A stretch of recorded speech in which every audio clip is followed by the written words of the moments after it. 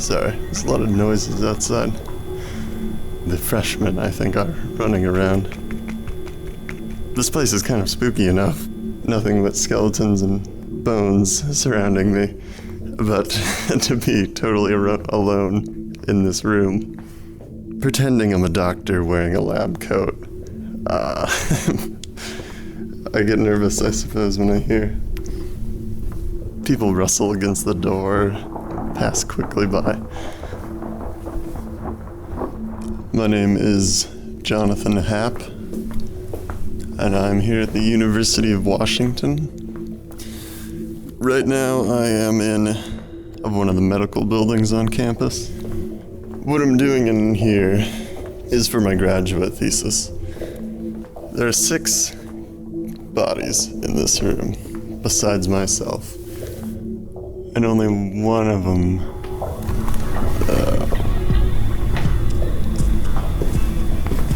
Just want to put a warning out there that this episode is largely about death and what remains after death, the body, the remnant, the cadaver.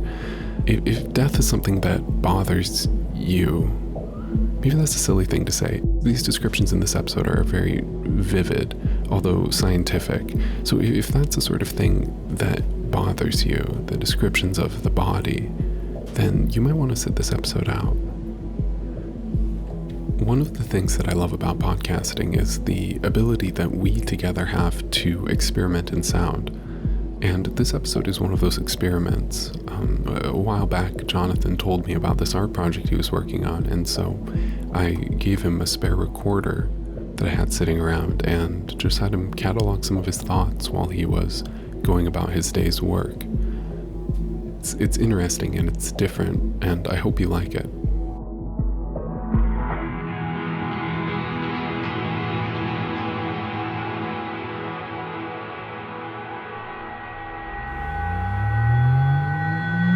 This episode of Here Be Monsters is brought to you by Squarespace, the all-in-one platform that makes it easy to create your own professional website or online portfolio. For a free trial and for 10% off your new website, go to squarespace.com and use the offer code MONSTERS10. And I just want to throw a big thank you out to the dozen or so listeners who have volunteered their time to check out the new website and give some feedback. Within the next month or so, you too will be able to see the beautiful new site based off of one of Squarespace's 20 professionally designed templates. They'll be at hbmpodcast.com. So if you're looking to build a website or upgrade the one that you already have, Squarespace starts at just $8 a month. And if you sign up for a year, they'll give you a free domain name. Additionally, you can get a free trial and 10% off your new website if you use the promo code MONSTERS10. That's monsters and the number 10.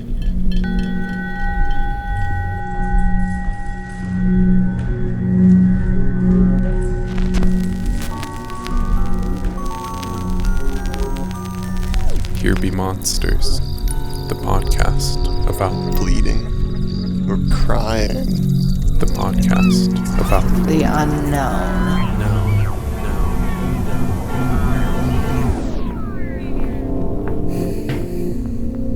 Okay, I think I hit the wrong button. Sorry, Jeff. This is a cadaver lab. A fairly ugly room, to tell you the truth. Creamed pumpkin color walls. Kind of a soft orange, very 1970s. A few chalkboards. A laboratory sink. A few cabinets lined with gloves and white coats. A shiny wax floor, I'm sure, is all ready for the new school year. A few stacks of neatly organized clipboards and some skulls I have pulled out. And medical tables, each with one partially or almost entirely dissected human body.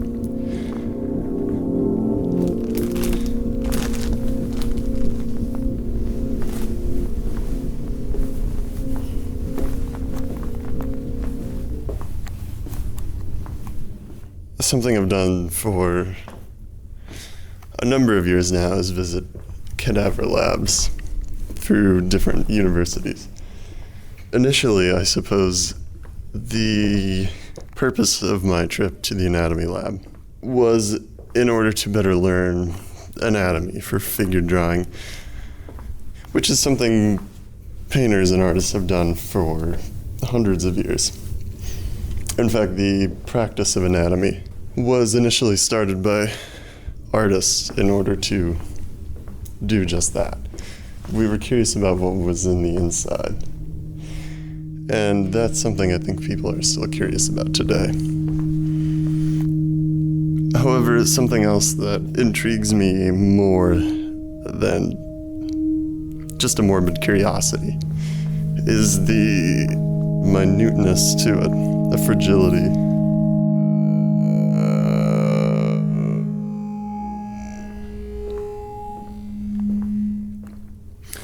So, I'm just gonna open up some of these guys and tell you about it.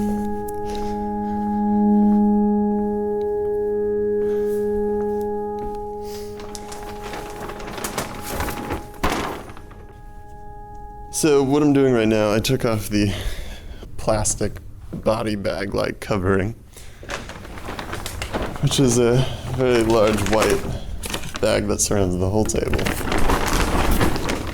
What's underneath is a small, this one's maybe 5 feet long. I use the word long because in death, nobody stands up. Everyone lays down. But they're wrapped entirely in different kinds of cloths. The first one is a thick, cotton-like cloth that covers their entire body. It's white, and it's damp, and it's discolored, red spots, kind of brown, where different fluids have leaked out. Underneath the white, there are a number of blue cloths, similarly darkened. And when you peel back these, then you reach the body. And each of the bodies in here are dissected to different points.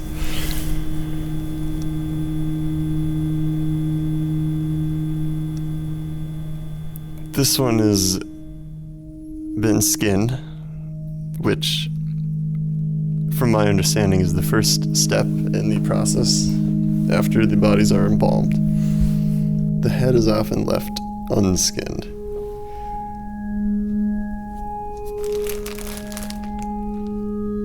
I don't know if you can recall how if you've eaten fried chicken and then there's those little bits of fat still on some areas and maybe they get a little overcooked there. And they kind of dry out and get a little harder and darker and kind of a reddish yellow. That is surprisingly similar to how parts of these look.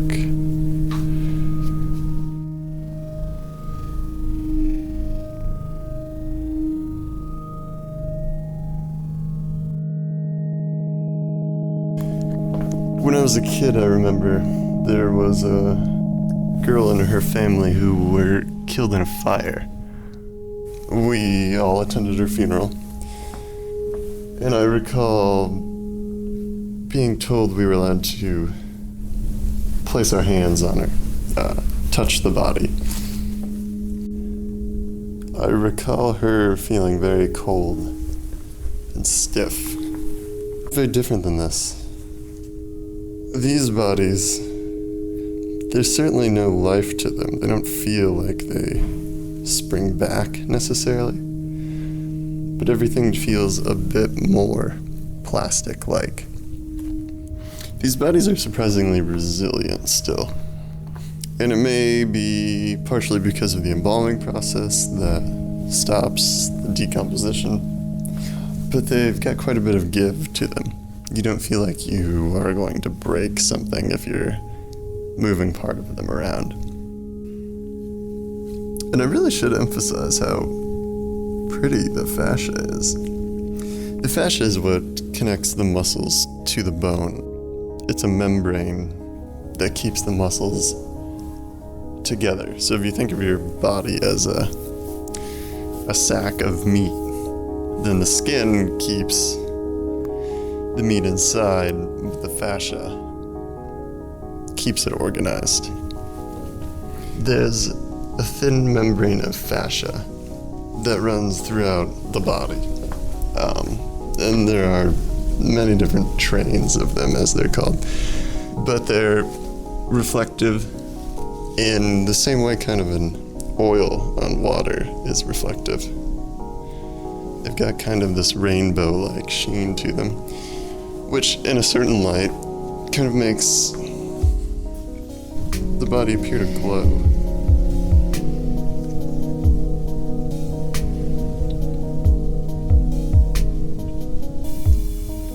Parts of the body have almost permanently deformed from doing nothing but sitting here,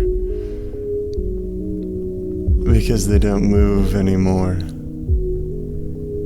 The weight of gravity alone is enough to compress areas. So some of their noses have been flattened to their face, down to where the skull meets, so the cartilage has been pressed up. They're stiffened into this position. And it's not like when you sleep, you kind of spread out and really get comfortable. These in no way seem comfortable. There are white blocks that are propped part of them up. Their hands are curled into these kind of uncomfortable positions. And they look quite a bit like I remember my grandmother's hands looking when she was in the nursing home. Very frail, very contorted.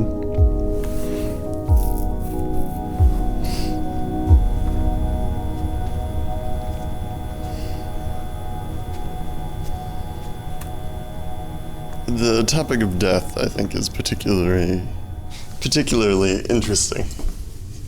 Death has been described as a process. It's no longer a moment. There's no longer a time of death. When cells start to die, they trigger the cells around them to also start to die, until this slow wave of death encompasses the body. Once your body is past the point of resuscitation, is when you're pronounced dead for the final time.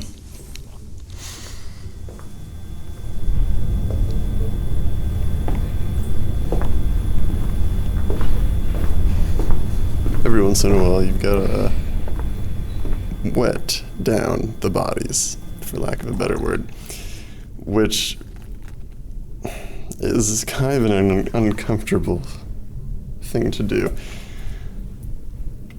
because you're given this bottle which contains some sort of preservative, and you just hold it over and spray all over this body as if you're bathing this person.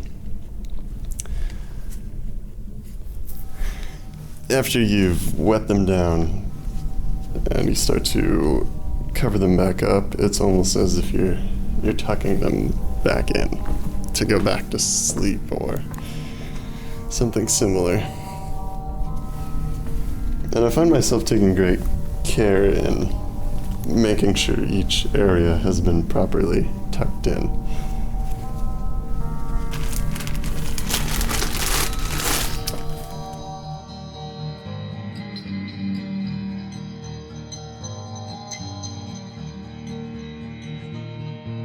Each of the bodies has a blindingly bright red biohazard bag that goes over the head, which in itself, again, is a strange sensation. There's something that feels very concerning about wrapping a plastic bag around a person's head.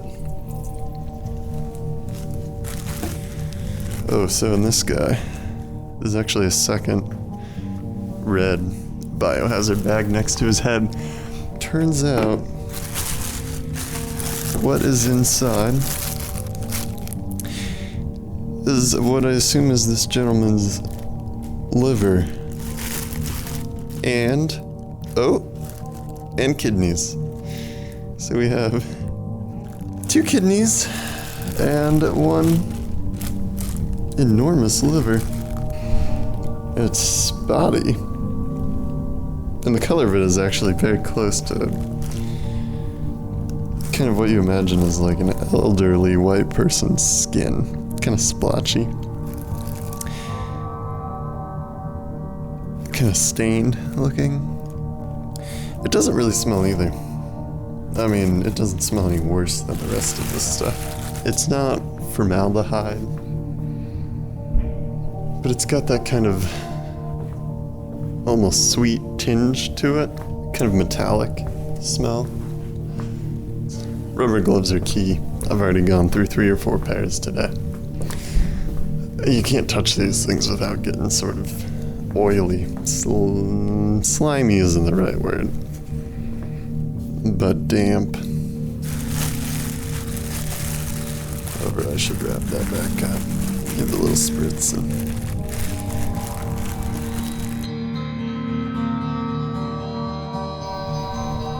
this one I've opened up is a male. This one is cold, very cold. This body's a lot darker than the rest. Just gonna go ahead and give him a little spritz.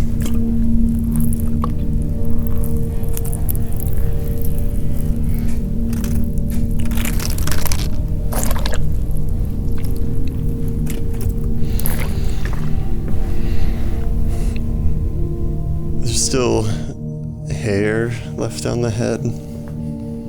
Someone has drawn in marker near the ear where I assume they intend to take the skin off. There's a material kind of that has leaked out several places. The ears and the eyes and the mouth. I don't really know what it is, but it's kind of a reddish brown color. And it gives them the appearance of bleeding or crying.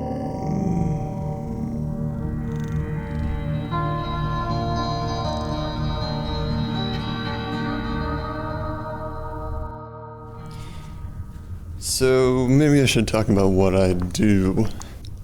I come in here with a small watercolor pad and a few pencils and an eraser. So I come in here and I draw from them. I sort of replicate what in actuality these different parts look like, from their texture, their material, the kind of glossy sheen different areas might give off. And I don't think you can get those from some illustrations. I like to think my work is about the human condition, although I don't know if that term gets used anymore. We're bound to bodies and yet entirely separate from them. I'm only aware of my body when it has a problem. And then once those things get resolved, it's right back to ignoring it. Last time I was in here was in the spring, right before finals. Med students dissecting, pulling out organs, skinning the body. When the other doctors are here, the med students, I think their excitement is infectious.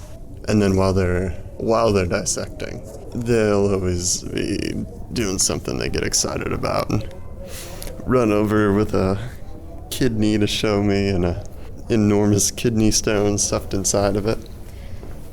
I was curious about the lungs, and I was wanted to know how they felt, and asked them if they had any lungs lying around.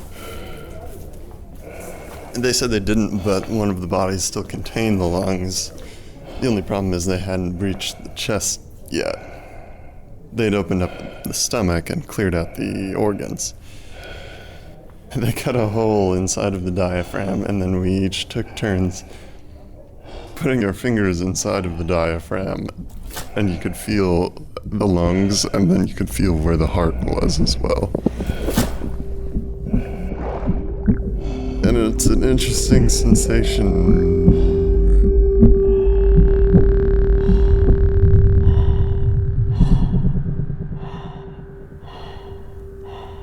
Jeff, I don't know what else to talk about, man. I think I've got what I came for as far as today. Yeah, I think I'm gonna wrap these guys back up and probably take my leave. My name is Jonathan. I'm a painter, and I'm a grad student. And I'm the only one of 7 of us in this room still breathing. I need to quit smoking. That's what these things remind me of.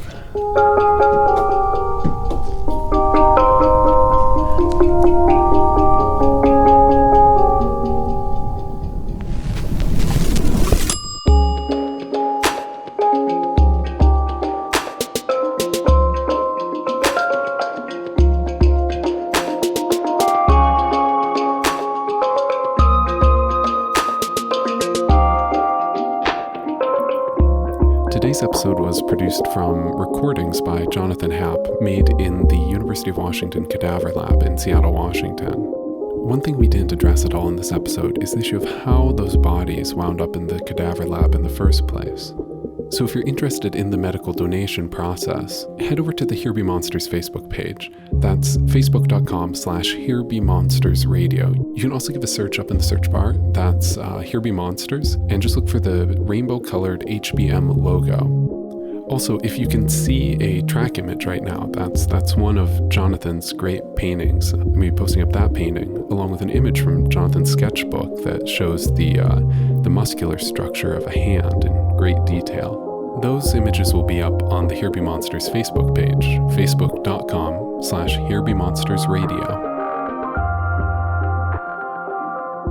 This episode was produced by myself, Jeff Ettman, along with help from some amazing musicians, including Nim, who you're hearing right now. Also, music from Swamp Dog, The Black Spot, and Flower Petal Downpour. You can find more information about all of these artists and links to their work at hbmpodcast.com. Big thank you again goes out to the beta testers who are looking at the new Here Be Monsters website. But I understand if you feel a little bit left out by that. So there is one thing you can do that will really help the show out. As this show goes out to air, Here Be Monsters currently has 37 reviews on iTunes, and doing a quick little bit of math, that makes it just 13 short of 50. And since it's Halloween, head over to the podcast directory on iTunes and let people know what you think about Here Be Monsters. It will go a long way into helping more people find the show. So yeah, just 13 more people until we reach 50. Okay, last piece of news. Really excited to announce that Here Be Monsters is now live on Swell Radio, which is an app for iPhones, and also TuneIn Radio. More information on the Facebook page and website. That's all for now. Thanks so much for listening.